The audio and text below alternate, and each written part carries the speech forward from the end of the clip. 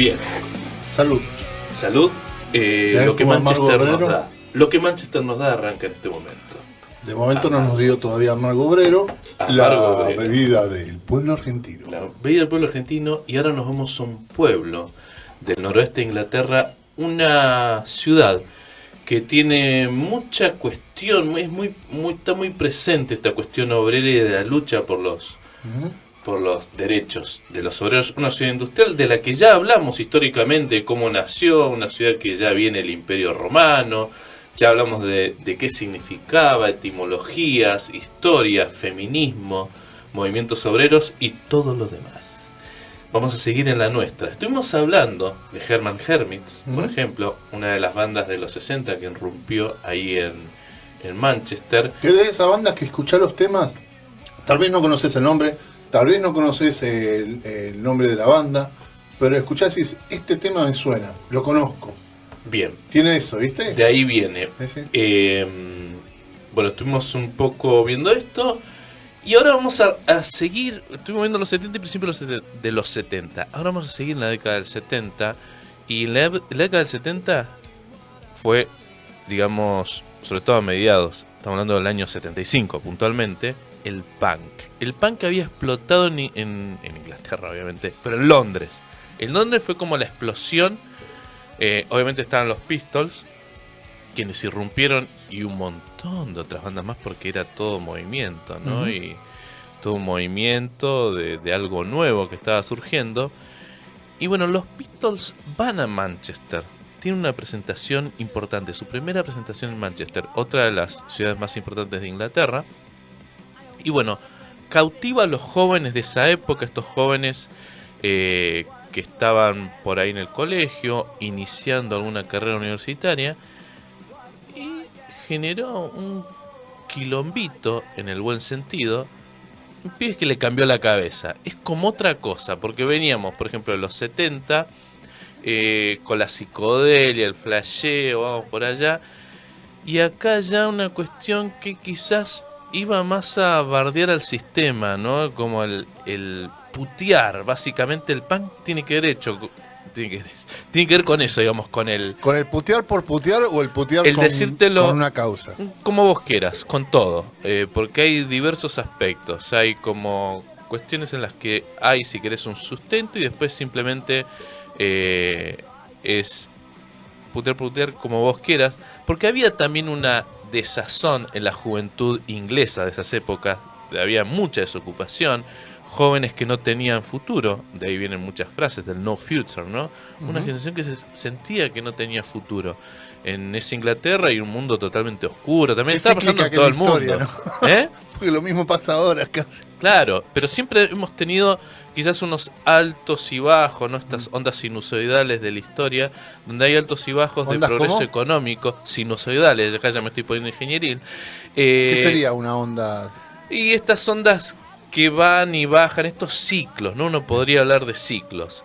Y en los 70 también en Estados Unidos se estaba pegando, y también por eso nace el punk también ahí, ya el 74 con recordamos lo que eran los 70 de Estados Unidos, estaba en un momento, bueno, venían la crisis del petróleo, Richard Nixon, Watergate, la guerra de Vietnam, que ya sabíamos que era una derrota que estaba anunciada incluso antes de empezar el conflicto, como se vio cuando se filtraron los papeles del Pentágono.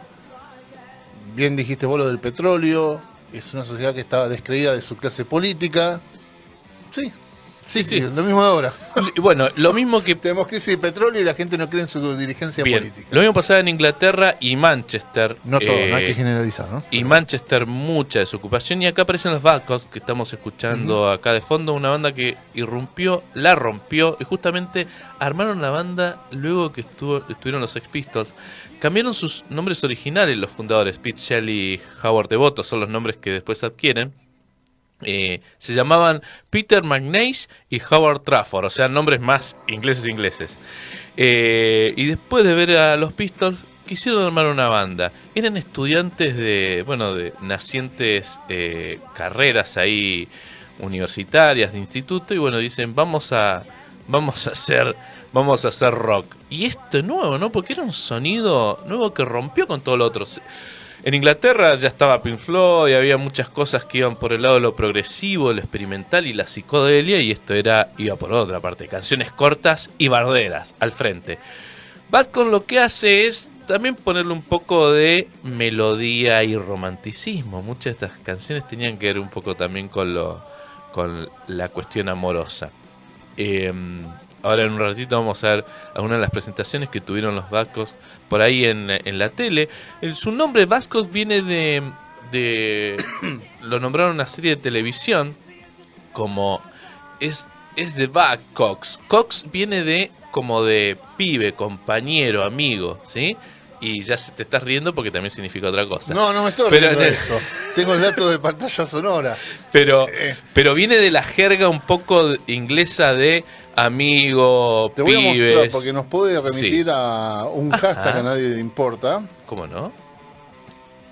Mientras vos decís vasco. Esto que escuchamos de fondo es What Do I Get, ¿sí? Bueno, y después todos los hits, por ejemplo, es Ever Fallen in Love, ¿no? Pero sí, diga. Bascock estuvo parte de la banda de sonido de la primera película de la trilogía de Cornetto. Obviamente. Y los vascos son una institución, ¿sí? Una institución. Bien, otra de las bandas que irrumpía por esas épocas son los Nosebleeds. Algo así, Nosebleeds, hemorragia nasal. De hecho, hay una banda argentina que se llama Hemorragia Nasal.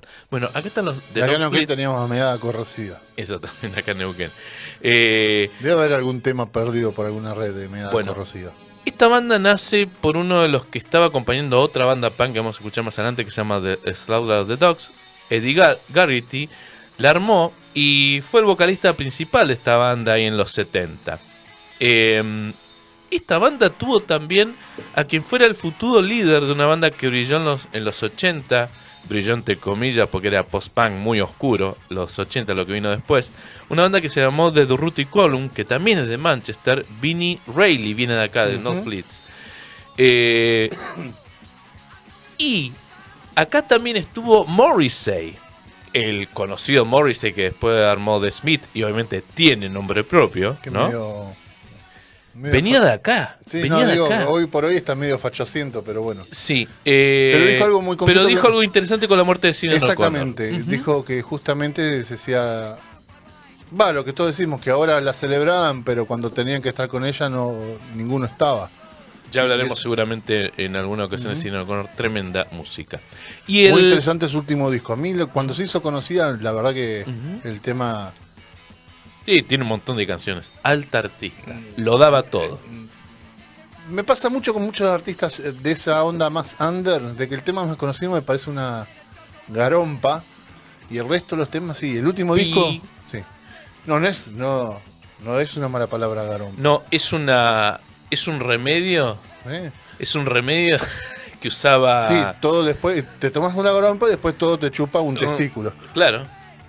Exactamente, pero escuchen el último disco de Sinéad O'Connor. Es un señor disco. Tremendo. Vamos a chequearlo. Sí. Little John es otra banda dentro de esta escena punk. Este muchacho Little John quiso hacer una cosa más por el lado de lo cómico. Little John. Jilted John. ¿Sí? Era un estudiante de teatro del Politécnico de Manchester. Y la canción, digamos, súper conocida, era Gordon is a moron, que era como decir, Gordon es un imbécil, básicamente. Y básicamente es un personaje de un adolescente que se siente mal y triste porque perdió su novia a manos de un imbécil que se llamaba Gordon. Así que un tema medio machirulo. Va por este lado, bueno, situémonos también en la década del 70, pero llegó a ser esta canción que se mofa y tiene mucha comicidad, llegó a ser un éxito número 4 dentro de los charts del Reino Unido. Bueno, sin más, vamos a